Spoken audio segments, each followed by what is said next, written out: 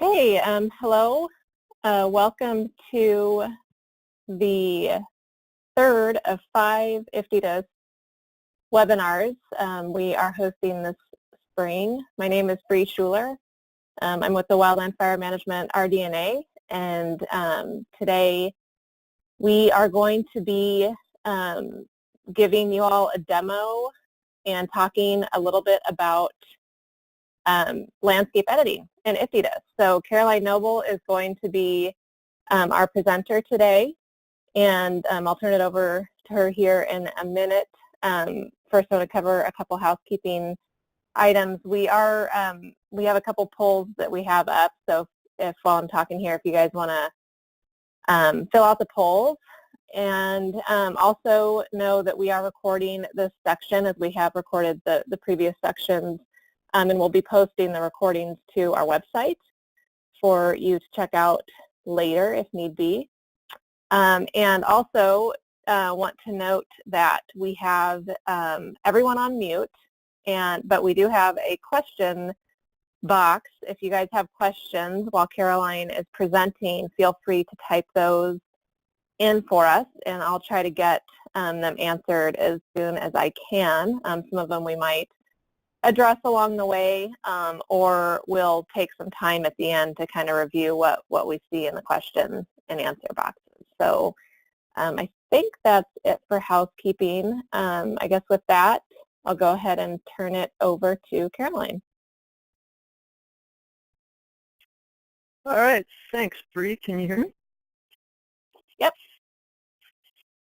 Okay, great. And have the polls turned off? Can people see my screen? Yep, I believe the polls are closed now. You're good to go. Okay, great. Thanks. Yeah, so as Bree said, this is webinar 3 of 5 that are currently scheduled on landscape editing. I found a little difficulty in preparing for this one, and that in order to fully explore landscape editing, we will delve a little bit into modeling and perhaps even looking at alternatives as well as navigating around the map and the application. So I'm going to try and hit the midpoint for people that are new to IFTDSS, as well as people that have some experience navigating around the application. That might be tricky to hit, but if you want something shown again or me to slow down, just type that in the question box and I should get informed. So today is specifically in regard to landscape editing. Whoops, I should go to the home. So within IFTDSS, really the landscape is the first thing that you're dealing with. When you come into the application, everything is based on a landscape that you need to acquire. So currently, just because the question will probably come up, we do not allow uploaded landscapes for those units that may have developed something locally. We do have download landscape, which I'll show for landscapes generated within the application, but currently no upload.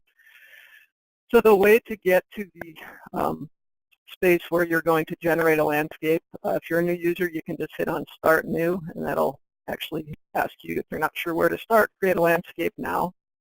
Or if you're in the first portion of the cycle here, and you under landscape evaluation, when you go to landscape summary, that gives you the option to open up or create a landscape. And really that Start New, Create Landscape button will take you to this same place. So this is the starting point for the application, where you have a drop down to select the landscape. And if you've not already created a landscape, you have the option to create here and create Map Studio. So I'll show you first the Create Here option, keeping in mind that you can also create it in Map Studio, and I'll show you that as well. So the first thing you'll note, you just have a thumbnail map, and you can use a pan and zoom and drawing tool to create it. On the right, you'll see that you can choose currently between 2 different versions of Landfire, Landfire 2012 and Fire 2014. You can choose between the standard Fire Behavior Fuel Model 40 developed by Scott and Bergen, or the original Anderson-based Fuel Models 1 through 15. As you're creating a landscape, you'll be naming it, And you can either select an existing work folder to put it in, or select this little tab here to create a new folder. We do have the option to enter by coordinates. I think it's pretty rarely used. So just to demonstrate, if I wanted to zoom in, I would just select a draw tool, draw a box. They'll actually tell you after you draw what the area is, and I could just say test Gila and create this landscape. Probably get the question of how big a landscape you can create in IFTDSS. Our answer to date has been as big as you really need to do your analysis, but we're modifying that to 3.5 million acres is the largest landscape the system will allow you to generate. And that will slow down the system if multiple users do that at the same time and start doing analysis on those landscapes. But if you have a need for a landscape that large, it does have the ability to do it. And you'll see here that as it's building, you've got an hourglass, and you can click refresh, and it's pretty quick. That was like a 7,000 acre landscape generated quite quickly. And you get some details down below. Again, the acreage, another thing to note is that we don't even give a resolution choice. The landscapes are all generated at 30-meter resolution. And then you have a little bit of data about it. So I'll show you as well, if you clicked Create in Map Studio, this allows you a little more control. Instead of just that small thumbnail map, you've got the full map to work with. It automatically opens up this landscape tools box, which is also acquired if you just happen to be in the Map Studio wanting to create a landscape. If you go down to this landscape tools box, it's the same thing, and it will pop open for you. And then you have a choice to add to map, and that will look within the map extent for existing landscapes you've created, create new. So again, with create new, you select draw mode, select the version, name it, and choose a folder. The main difference and advantage to doing it within the Map Studio is that you've got the ability to change your base map gallery if you'd prefer something that, for example, has imagery. Additionally, you've got the option to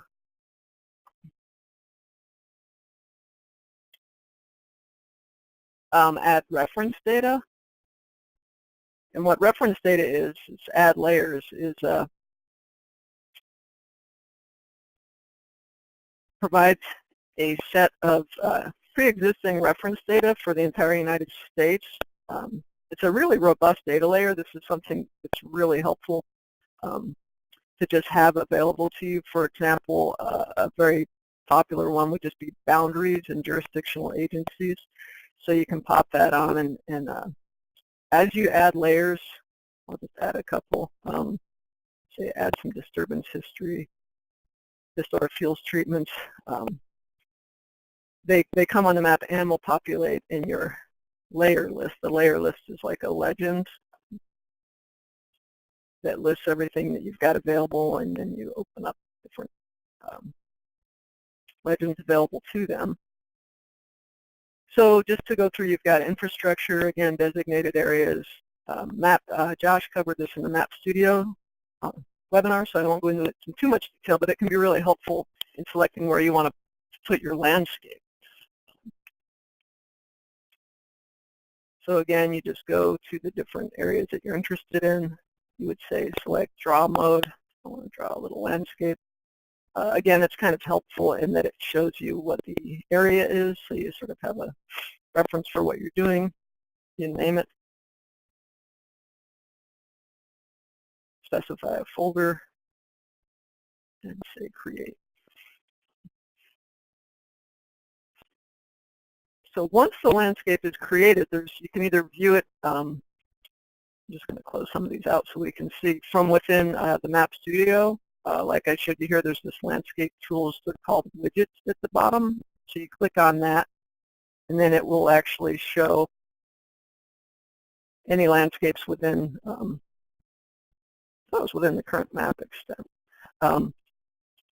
it's telling me right now that the Mammoth Lakes one is not completed. Another way to access the landscape tools is actually my preference is from the workspace, which is something that I haven't showed you yet, but the workspace within the application is really more of sort of like a Windows Explorer file management type environment.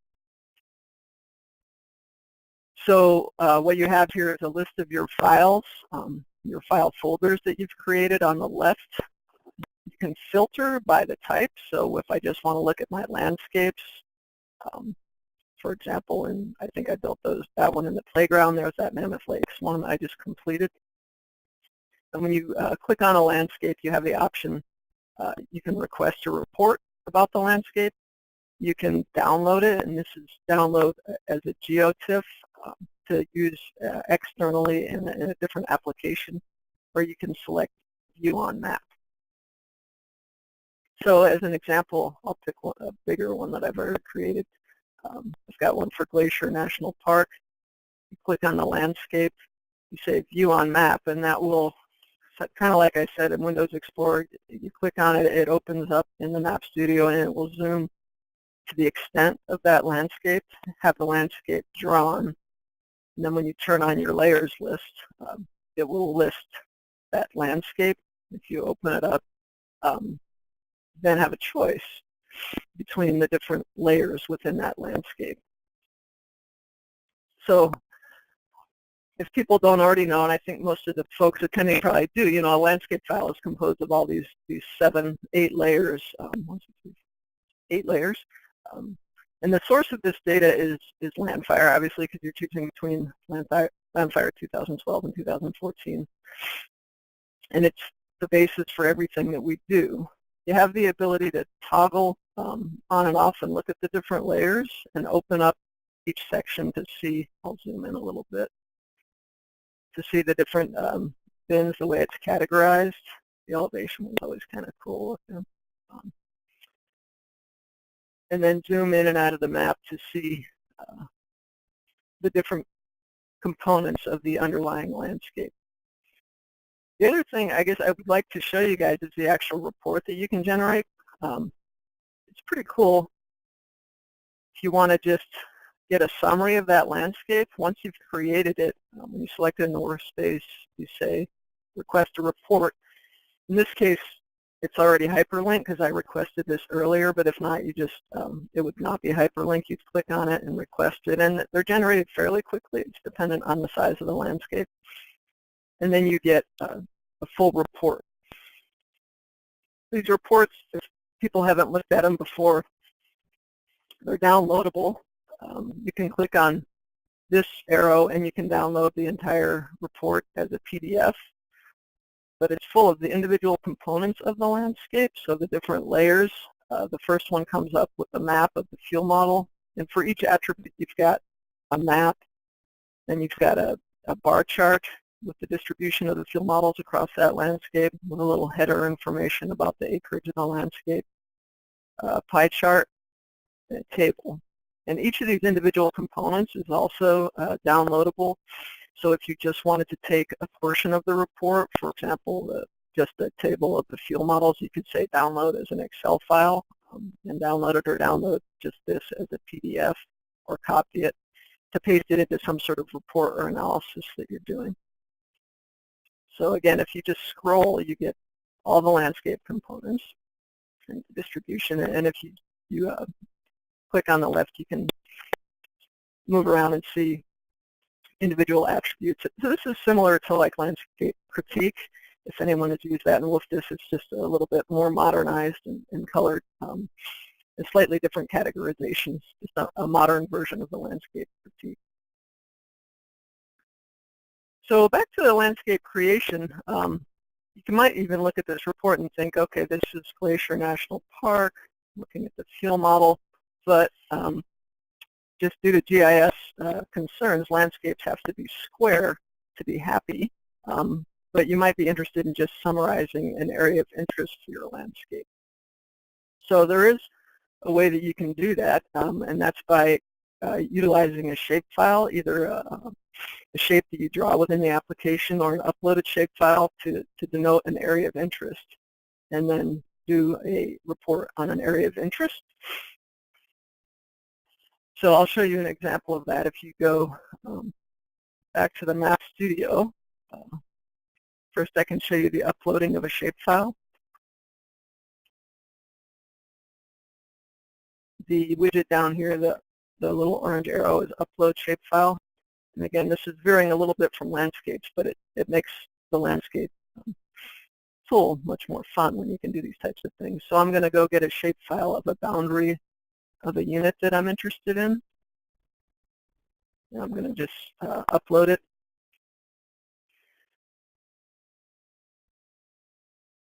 Oops, I think I just selected a report instead of a shapefile.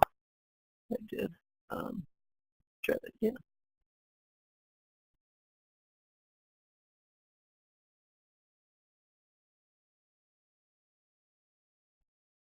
Here's one. So bring me this one.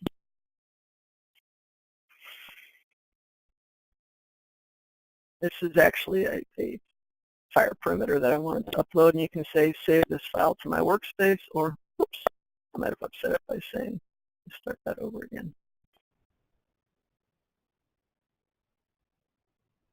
Pick a different one. Okay, I can say save to my workspace or add the map. In this case, I'll just add to the map, and it will zoom to the extent of that shapefile. In this case, I've got some proposed treatment units that I wanted to look at, but again, then you can begin to use these in different, the reports that I was showing you about landscape, but just for your area of interest. There is a caveat with that, in that, well, there's not really a caveat with that. Let me just show you. So, for example, with Glacier, I already did have a boundary loaded. I was going to show it to you, but if I say I want a report for just the interest, oh yeah, there is a caveat. I knew there was something.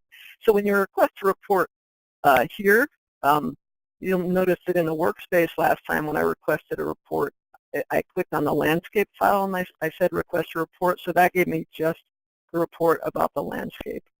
When you request a report from Landscape Summary, you're getting not only a landscape summary, but it's also running what's called the Auto 97th analysis, which I don't want to describe too much today. I think we'll cover that more in the modeling one, but to summarize by saying that it's including both a landscape and an initial fire behavior run, and that fire behavior model run is a basic FLAM map run. It's using inputs to simulate the Auto 97th or the 97th percentile conditions for that geographic area. And the way that it's figuring out the 97th percentile conditions is it's taking a center point of that landscape and then searching out to the nearest, I call it the vetted ROS station, or a ROS station that made it through the QA/QC, and that was done for the stations going into WFDS. We're using the same set of stations. And then that station data is examined to find the 97th percentile conditions. And from those 97th percentile conditions, that ERC period is then looked at to find the fine fuel moistures, wind direction, and wind speed associated with those 97th percentile conditions. And you can read up more about that. So you say request a report here, and you get this report that has both the landscape information for your area of interest, which is what I wanted to show you, as well as this initial fire behavior run. So the fire behavior inputs that it used in that 97th are shown across the table at the top. It's telling us it used the same area ranger station for Glacier National Park, and what the fuel moistures are for that input. And then as you scroll down through the report, and I'll be looking primarily just at the landscape information here, you can see that now the area of interest shapefile is drawn over it. So when I go down to look at, for example, for fuel model distribution, this header says the acres for the landscape as well as the acres for the area of interest. And then when the values are summarized, you'll notice that it's saying fuel model data for area of interest, GNT boundary within Glacier National Park area. So that's how you can get landscape information for just an area of interest within a shapefile. I showed you the shapefile upload option to do that. Also within the Map Studio, there's a tool where you can just draw an area of interest if you don't have a shapefile to upload, or you're not necessarily interested in being that specific, you just want to grab something, where you just say create edit shapes. You can use a draw tool. Just say I'll draw a freehand polygon and create a shape that way. They'll just ask you to save it and name it.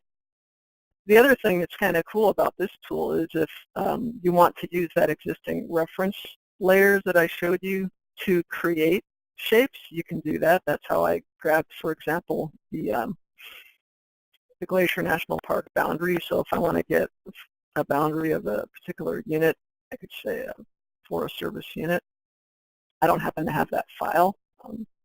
I can just add that layer and then say, okay, I want to go make a shapefile for this Bighorn National Forest, for example, I think it is. And you again use this tool, but you say, I want to copy from existing feature.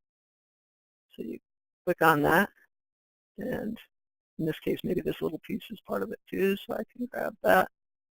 And I want to call that Bighorn National Forest, and I just want to put it in my playground. I hit create, and then that becomes a mask available for me to select as an area of interest when I'm doing a landscape analysis. So that's sort of the basic information on landscapes. The next thing I want to get into is editing the landscapes, but I think I'll pause and ask Bree if there's any questions that have come up or people have asked me to slow down yet.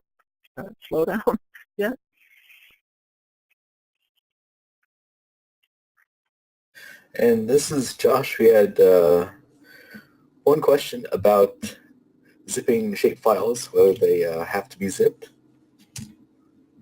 Yes, they do have to be zipped. And another point about that, I guess, is that it can't be multiple files within that one zip file.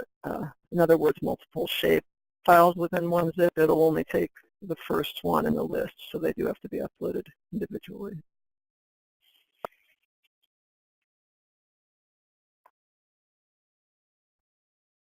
All right, if we're good to continue, I'll get onto landscape editing, the title of the webinar. And one more thing. It sounds like the poll is stuck on the screen for a couple folks, so we're working to try to get that fixed. So, sorry about that inconvenience. Yeah, that's disappointing. Okay, thank you, Josh. So landscape editing, the title of the webinar. Just a couple things in general about this. So we sort of reviewed what's contained within a landscape file. I just want to remind folks that these are primarily for the purposes of modeling fuels. These are fire behavior fuel models. So when we talk about editing landscapes, I kind of want to emphasize that point. Depending on the level of training and experience people have with using fire behavior fuel models, it's pretty easy to fall into a trap of thinking in terms of vegetation models and trying to think in terms of pictures, but these are really models to approximate the fire behavior on the landscape. So pictures aren't always the best way to evaluate it. Sometimes, well, the best thing is to just look at the modeled fire behavior and see if it matches what you expect on a landscape. And the reason that I'm saying that is that, you know, once you've got your landscape, I'll move in and we'll go to the Edit Landscape tab. You pick your starting landscape. I'll just pick one here. And as you make decisions about editing, you know, they should be considering that, what it is that you're looking for. And that's part of the reason that we have that Auto 97th run right out of the box with creating your landscape, because we encourage people to look at the fire behavior outputs that came with that landscape. In that case, it's 97th percentile conditions, but users can go into what's labeled here as the playground and put other fire behavior model input conditions and run various models and look at the outputs until they feel satisfied that it's a reasonable approximation of fire behavior on the landscape. So the editing landscapes, once you've gotten to the mode where you believe that you need to do editing, there's really two main reasons you would want to edit the landscape. One is that the land fire data is incorrect. And it could be incorrect for two reasons. Either it's misclassified the landscape for some reason, or the data is just out of date. For example, land fire 2014 just doesn't reflect disturbances or changes on the landscape since 2014. So those are the two primary reasons to do the edits.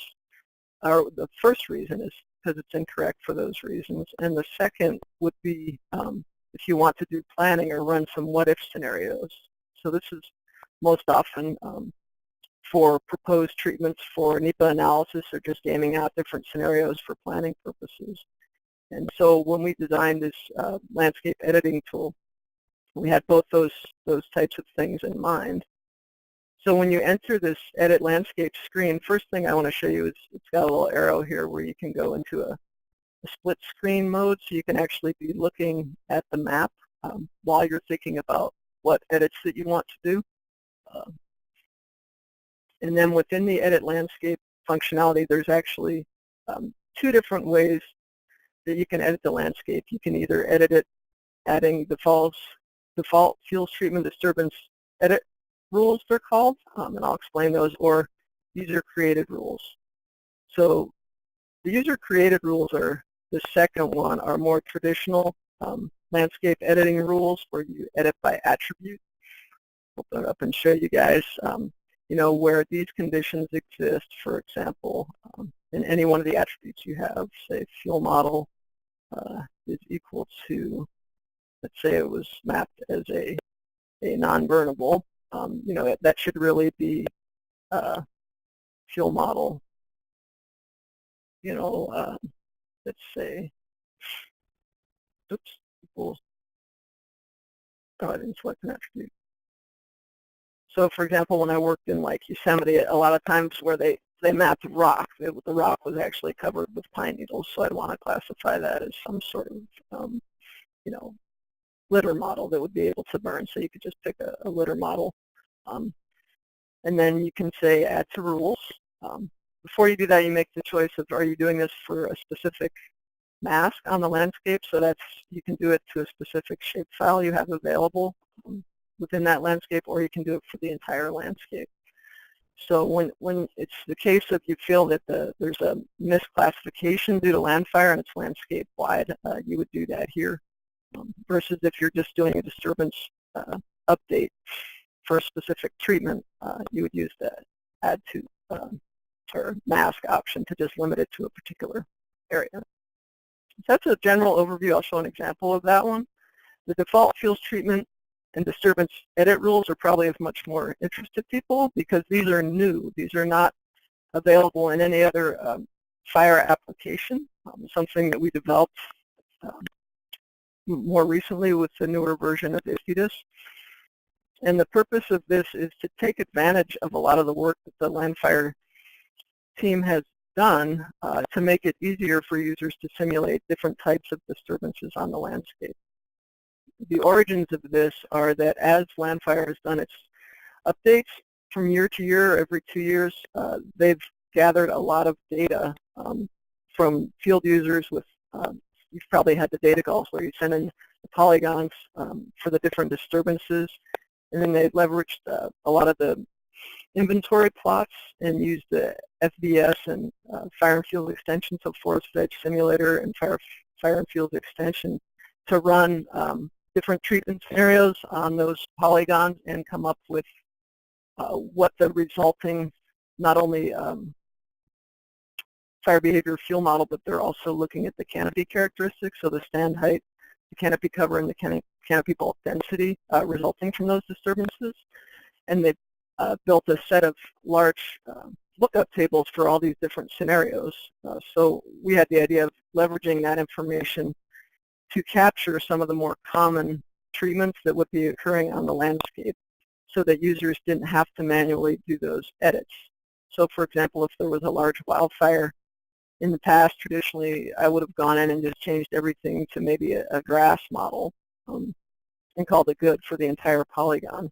But what these tables do is they're taking advantage of all the land fire data, so the existing vegetation type existing vegetation cover, so the change is occurring pixel by pixel. So rather than having just one huge polygon of grass after I change it, it's actually looking at what the original field model was, applying the lookup table and coming up with a resulting field model, as well as resulting canopy characteristics for each individual pixel across the landscape. So to describe each one of these, there's 4 general categories of disturbance. There were more available within Landfire. We pared it down to these: thinning/removed, thinning/remains, clear cut, and then wildland fire. And wildland fire really can be the choice you would use as a surrogate for prescribed fire as well. Just fire is fire. The impacts on the field models are the same. Each one of these categories has severity classes associated with. So if you open it up, in the case of thinning/removed, it's just broken into light thinning and heavy thinning. And you'll notice that as I hover over it, it might be small on your screen, but it gives a descriptor. It says thins the span to approximately 80% of present density, or rather 80% of present density is removed, up to 8-inch dBH, subsequent towel burning of the material. The thing I want to really have users keep in mind with these is that they're intended to be just a spectrum of low to high. The actual numbers and values aren't as important. I know people have specific prescriptions that things are being treated for, and if you're trying to find your prescription in here, you may get frustrated that this isn't exactly the prescription I use, similar with thin/remains. Again, it's just categories from low, moderate to high, and it's best to think of them that way. And you're going to have to apply the edits and then look at the resulting landscape characteristics and fire behavior associated with it to determine if it looks like it's capturing the treatment appropriately for you. Clear cut only has one category, clear cut and broadcast burn, and then fire has the 3 low, moderate severity. You also notice that there's a timestamp associated with each type of treatment. So once you've selected a treatment, it's available to you then to pick the duration of that treatment. And again, this is based on those lookup tables where they've captured data over this period of time, so the changes will be different, taking into account the vegetation changes over time. And for example, it does recognize that if you burn grass, a year later you're probably going to have grass again. You can experiment with it and see what it's resulting, and I'll show you some examples of that. And again, you can apply it to a mask and add to rules.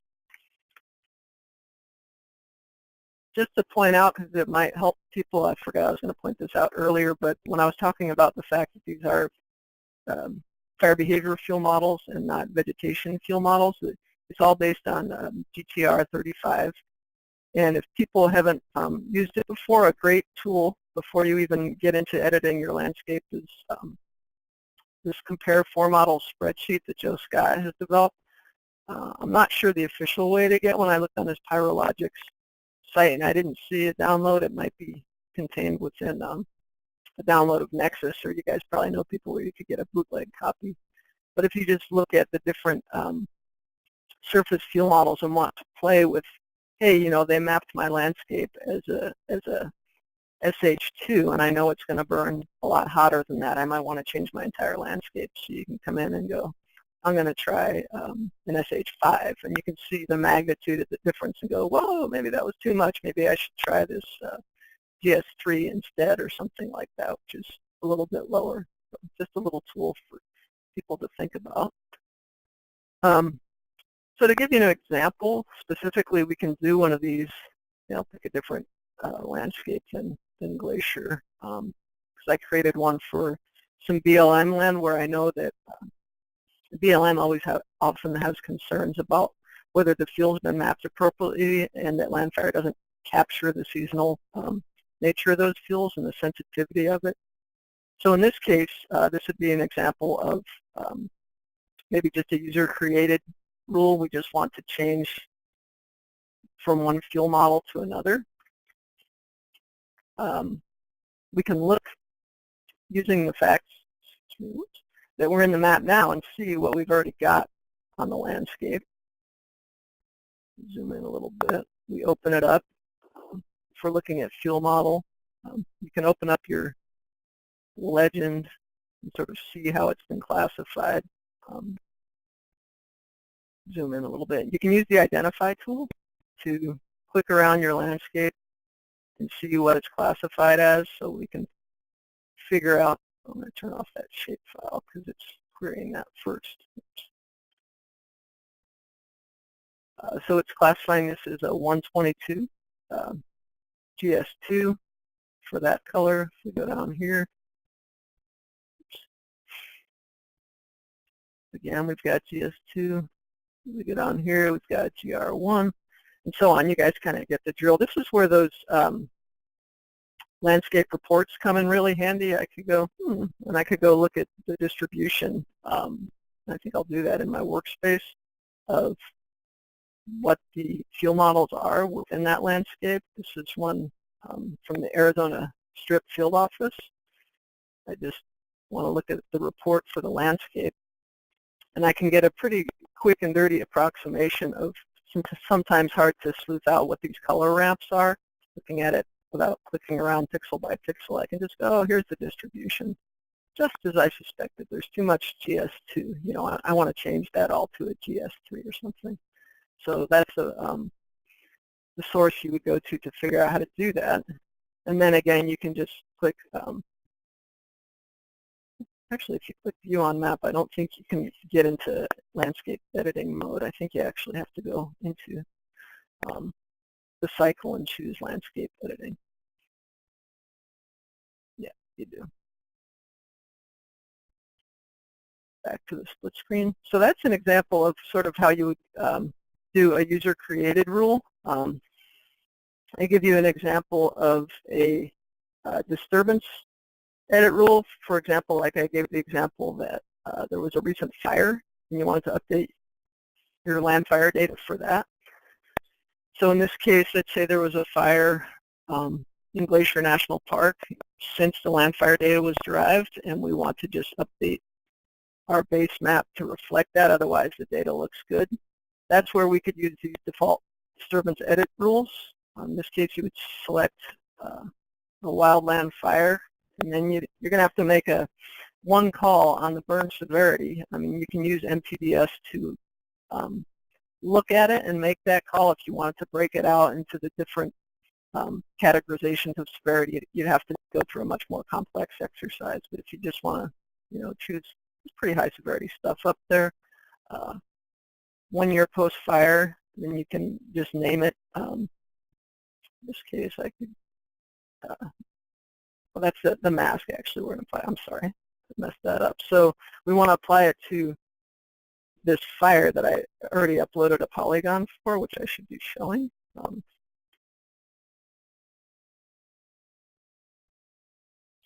If I turn off the landscape for a minute, I can show you that I've got a polygon for this wildfire right here. So it's going to be looking at that. So we apply it to the mask for that. And you click Add to Rules. And you can see at the top, it's listing the rules for you of what's been done. And then you give it a new name.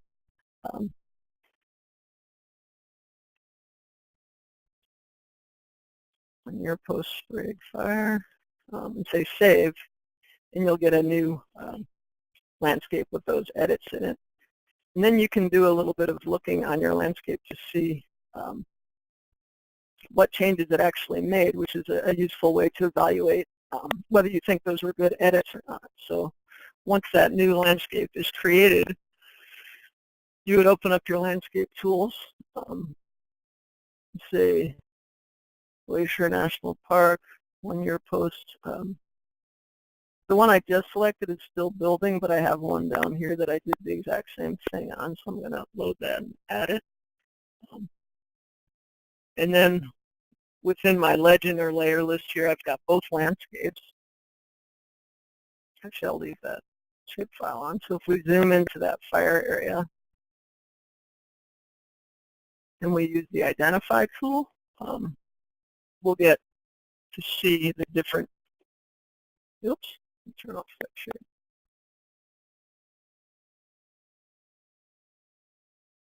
We'll get to see the different fuel model classifications as well as canopy classifications for each of them. So the first landscape listed is the Glacier National Park original landscape. We can see it was a T5, 55% canopy cover, a stand height of 57 feet, etc. And then if we go down to the one that's been edited, you see that's been converted to a GR2, canopy cover of 0, stand height of 0, canopy base height of 0, as a result of that high severity wildland fire. So now for future use, we can use this edited landscape if we choose. So that's sort of ways to correct the data, both because you think it's been misclassified or to reflect recent disturbance. The next thing I want to show you guys is the actual treatment scenarios. I'll pause again and ask Josh if any questions have come in that people want me to answer before I get into treatment scenario.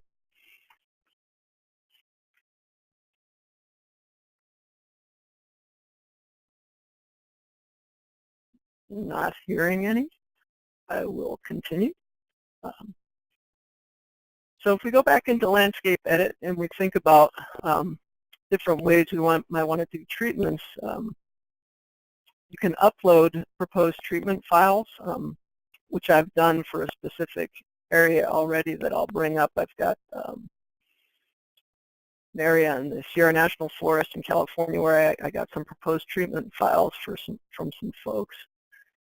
So it'll zoom me right to this project area.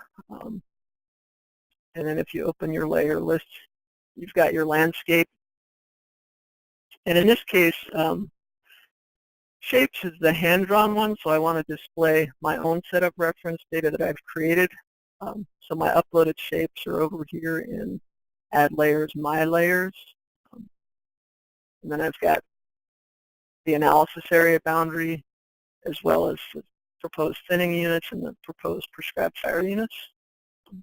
So I can bring them up. You can see the different proposed treatments. I'm going to turn off the entire analysis area for now, just so you can see a little bit better. So the proposed treatments that they wanted to check out are these units that are sort of polygons within. Let's see, turn them off. These are units that are to be thinned and then followed up with prescribed fire versus the rest of these units that were surrounding them or in other areas were just prescribed fire treatments. So we can apply edits to the landscape to simulate these two treatments using these default disturbance edit rules. So the way we can do this is go to the Add Fuels Disturbance Treatment Edit rules. And then there is importance in the order in which you apply these rules to the landscape. So the default fuels treatment disturbance edit rules are always applied first. If you intend to apply some of these default rules to be followed by some user-created edit rules, you would always apply the default fuels treatment edit rules first. And I should say there's a pretty good robust section of help on this. I've got them open here, I think, in this rule ordering, but if you look under mapping using landscapes, there's a section called applying edit rules. There's also a section called edit rule documentation. I should have pointed this out earlier, that describes the detailed documentation for how these lookup tables were developed. And if people are really dying to know, you can get into some of the specifics of the numbers associated and the severities and how they were determined, and more descriptive of the light, moderate, and heavy categories for each thing, as well as the actual time since disturbance. But again, I'd encourage you not to get too hung up on the numbers, but actually just to think in terms of low, moderate, high, and evaluate what you're getting after you do the different edits. So back here in this case, if we want to look at thinning and prescribed fire, what we can do is apply those treatments to the landscape. So the order does matter. If you're doing, you can do either units that don't spatially overlap or units or treatments rather that actually do spatially overlap. But when they overlap here, we're going to want to mimic, the thinning first to be followed by prescribed fire. So we go ahead and click on fin, and let's say the slash is going to remain because it's going to be followed up by a prescribed fire. So we'll say fin slash remains, moderate fin, say 1 year post. And we would want to apply that to just the finning units, right? And we would say add to rules. Now we want to apply the rule of prescribed fire. So we would say default fuel or treatments, wildland fire. Let's go with low severity. I'm not sure exactly what it would be. Low severity fire, 1 year. And we want to apply that to both the finning units and the RX units, right? So we're going to have to do 2 separate masks here. We could have combined those units into one shapefile and combined the masks, but in this case, first I'll say apply that to the finning units, and then I'll apply the same rule to the prescribed fire units.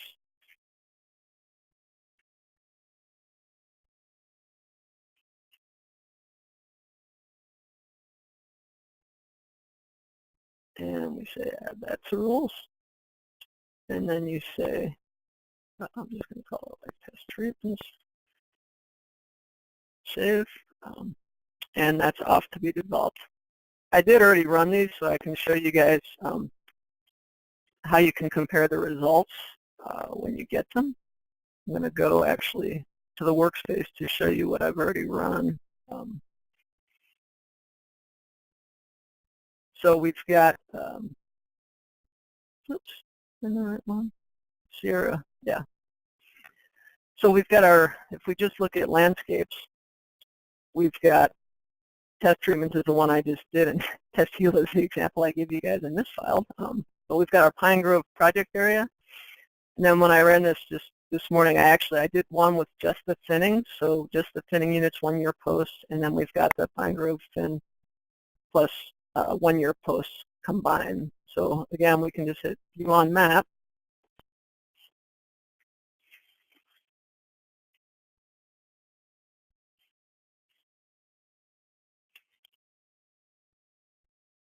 And when we bring that up, it's going to have in the layer list that landscape, the Pine Grove fin plus 1 year post. As I mentioned earlier, if you want to bring up other landscapes within the area, click on the landscape tool. So I want to compare this to, say, the Pine Grove project area before there was any treatment, and I want to also compare it to when it was just then. So I'll bring up all 3 of those landscapes. And then I think I forgot to show you earlier, but in addition to the identify tool, there's also a swipe tool on the map. So let's say I just want to compare the original landscape to the fin plus prescribed fire. I'll turn that one off for now, so I have 2 to swipe. You click on the swipe tool, pick the one that, oops, that's not the one. Pick the one that you want to swipe. Still don't have it right. And then you can look at the changes in your landscape. Oh, maybe it is helpful to have zoom in a little bit. So as you swipe, you can see the changes in the fuel models within the units. This is sometimes a little bit more dramatic when you're looking at it in terms of fire behavior, which you can do as well. And also, to show you the identify tool, where you can click, let's click on one of those units that was fin and prescribed fire and both treatments. And then so we've got, the identify tool will give you, each one of those landscapes. So if we start with the landscape Pine Grove project area, we can see what our original fuel model, canopy cover, et cetera, was within this. So it was a T5, canopy cover 55. If we look at just the finning, we can see the changes that occurred. I'm scrolling down to the finning one, so it's converted it from a TU5 to a TL5 fuel model. The canopy cover has dropped just a little bit from 55% to 50%.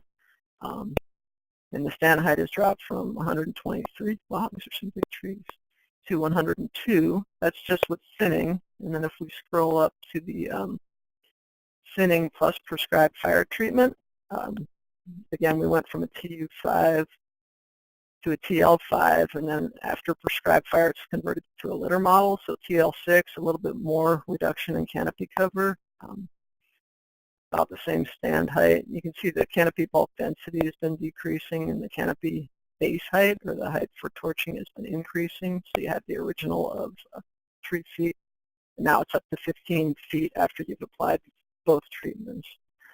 So that's the way you can view the different changes on the landscape, both at the pixel level. And then you can also use those landscape reports to compare. You can either download the rasters, but I'm going to cheat a little bit and show you what's going to be covered in the Develop Treatment Alternatives webinar that we've got coming up, because really we can generate some pretty cool comparison outputs both in the map and in bar charts, et cetera, and reports. But in order to access them, you have to go into the portion of the cycle called Strategic Planning, Develop Treatment Alternatives, which is actually what we just did, right? So it's actually the exact same split screen mode where you pick your starting landscape, you define an area of interest, and then you do your edit landscape within this workflow. So instead of being in the original edit landscape that you access from the cycle edit landscape directly, you come here and you edit the landscape, and then you've got the different options again to do this. So the thing that's added here is you put model inputs, and you select them, and then those model inputs are fixed. So we're comparing one set of model inputs to multiple landscapes, and you run the various models. I'm going to ignore the bottom one, which I just created.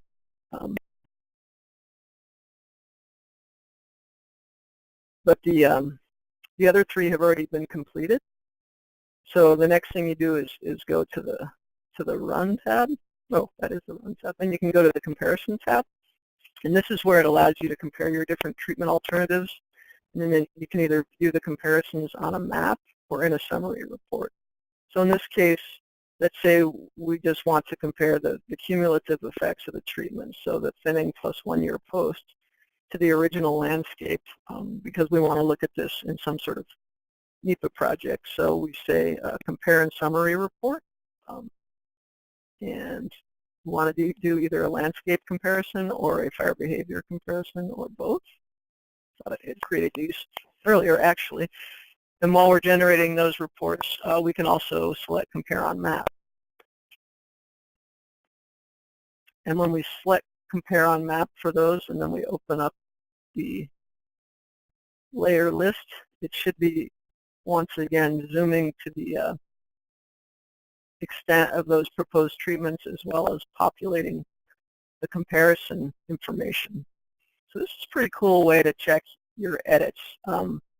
What you're seeing here is the change in the landscape as a result of your edits. So from the Pine Grove, existing condition, it's called Landscape 0, to your treatment. The legend is simply gray is no change, and red means change. So it's pretty effective to, first of all, verify, yes, I did in fact limit these edits to my landscape. And you can check and see, so that surface fuel model, and you can see that not every pixel is edited because of the way these lookup tables are applied. Again, the benefit versus just a wholesale polygon landscape edit. You can say, well, how did it affect canopy cover? You can open up each of these and sort of see the gradation. So in this case, as you would suspect, the blues are all decreases, so I've got a decrease in canopy cover for each one of these, and so on. So you can look at that within these proposed treatment areas for each landscape attribute. And then you can do the same thing for the model run. When you turn off some of this other stuff. If you just want to look at model output change, see what else I've turned on.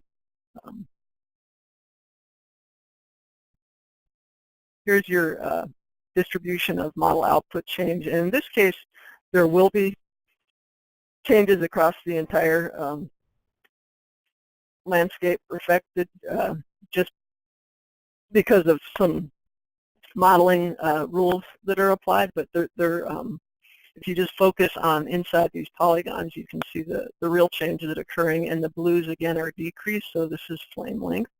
We're looking at a decrease in flame length as a result of the cumulative treatments. Maybe if you want to look at rate of spread, again, a decrease, or a legend opens up and you can see decreased rate of spread. Similarly, you can again use the swipe tool to compare, or the identify tool to see the difference on a specific pixel. And when you do that, it'll actually quantify, on that pixel your flame length was an increase. Actually, ironically, in this one, rate of spread was increased. Try a different one. Here's one with a decrease. So you can sort of start to drill down and see the changes in fire behavior as a result of your landscape. And if those reports are done, I can show you the comparison reports quick. We're coming up on the end of our time. But if you go into your reports, I'm going to filter by reports and say I want to compare, this one is compare landscape, but I want to compare, that's just thinning units. This one is to compare the model, and it's both. So I'm going to view this report, and you're going to get charts that do comparisons for each fire behavior attribute. These are a little tricky to get used to reading, but the green is your existing or original condition, and the blue is the result of your treatments. So, for example, in the 1 to 4 foot flame category, you actually did increase the proportion of the landscape in that lower flame length category, the green being the original, the blue being treated. But look over here, you've got all these green, these higher distribution classes of flame length pre-treatment, and then very little to none post-treatment. So these types of products, once you've verified that they're accurate, can be really useful as a planning tool and in documenting the planning process. So with that, I'm looking at the notes, and somebody asked again if I could show how to do an area of interest for a report again, and I can show that again real quick. You have to actually go into, that's where I said I was sort of cheating a little bit, so you have to generate an Auto 97th report. So when you're in this landscape summary tool, rather than directly from the map studio, and you pick your landscape here, this area of interest will populate with any shapefiles you've already got within your landscape area. If you don't have any listed, that means you need to create them either through uploading them as shapefiles within the Map Studio using this Upload Shapefile tool, or using the Create Shapefile tool and either hand drawing your own, or using some of the existing reference data to select, like I did with this Sycamore National Forest boundary. I grabbed it off of the reference data, and there's good help content tutorials on how to do all that stuff. I'm going to go look and see if there's any questions. I haven't been monitoring questions, but my co-hosts tell me that all their phone lines are dead. I have no idea if I'm talking to anyone at all out there, but I hope I am. Can you hear me, Caroline? I'm going to test to see if I can. Oh, yes, I can. Hi, Nicole. Hey. You're still there. Hey. No problem. We're kind of running to the end of time, and we've been keeping it pretty well in the background on the questions. Okay. But there is one hanging question, and it is there a way to do before and after summary for an area of interest that's larger than your treatment areas? And I can go ahead and answer that if you'd like. You can. You just need to create. It's just easier than reading it and making you think. I've had time to look at it. So if you create a second area of interest shape or shapefile, you can use either in the system. You can run a report on that, so it'll show the total area summarized within that smaller area. You won't have like inside and outside of treatment comparisons, but you will have the total area within your smaller subset of the landscape. All right. Thanks, Nicole. I think we've used up our hour, so I just want to thank everybody for attending. we'd be happy for feedback, and we hope that folks get in there and use the application. And just a reminder, you know, this is a bit of a black box thing with the editing. It's gone through some pretty rigorous testing and peer review. There will be a little glitchy, weird things, but we would love for people to try it and send us feedback or comments on whether they think it's doing a reasonable job of approximating changes due to fuel treatments, so we can adjust if needed. But with that, I think we'll say thanks, and just remind folks that next week's webinar is modeling and reports. So next Friday, same time, same bat channel. Thank you, everybody.